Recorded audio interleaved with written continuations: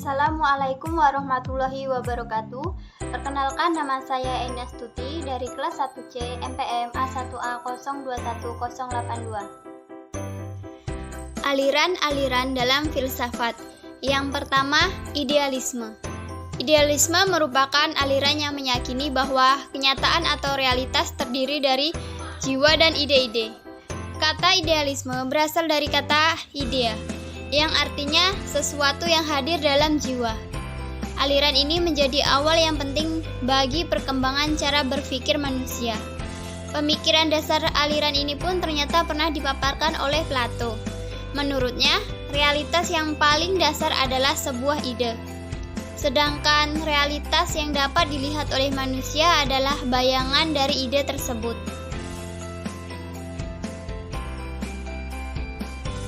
Pemikiran ini tentunya memandang realitas yang tampak sebagai sesuatu yang tidak penting dan hanya dapat diterima jika realitas tersebut dikaitkan dengan ide-ide. Meskipun demikian, pemikiran idealisme ini merupakan pemikiran yang paling diterima oleh para tokoh atau filsuf. Salah satunya adalah Descartes.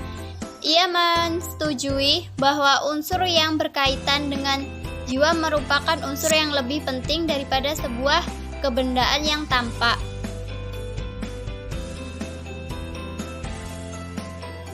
Yang kedua, rasionalisme. Aliran rasionalisme merupakan aliran yang mengutamakan akal sebagai satu-satunya sumber pengetahuan yang dapat dipercaya.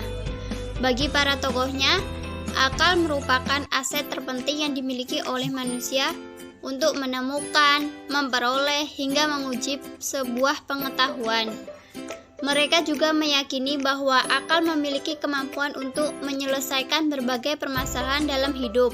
Segala permasalahan dapat diselesaikan dan dipecahkan melalui akal. Tokoh yang terkenal pada aliran rasionalisme adalah René Descartes. Ia memiliki julukan sebagai bapak filsafat modern. Yang ketiga, empirisme. Aliran yang satu ini berfokus pada pengalaman yang dimiliki seseorang sebagai sumber dari pengetahuan. Empirisme ini berasal dari bahasa Yunani yang memiliki arti pengalaman indrawi atau pengalaman observasi melalui panca indera. Empirisme merupakan aliran yang sangat bertentangan dengan rasionalisme. Menurut para tokohnya, pengetahuan berasal dari pengalaman, sehingga panca indera merupakan sumber yang paling jelas dan pasti dibandingkan akal.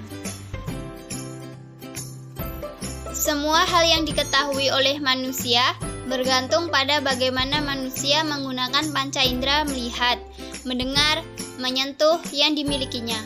Tokoh empirisme juga menolak keyakinan bahwa manusia memiliki fitrah pengetahuan dalam dirinya. Menurut aliran ini, tanpa adanya pengalaman, pengetahuan tidak akan terbentuk. Aliran ini dibentuk oleh Francis Bacon dan Thomas Hobbes dengan pandangan semua pengetahuan terbentuk dengan menggabungkan apa yang dialami oleh manusia.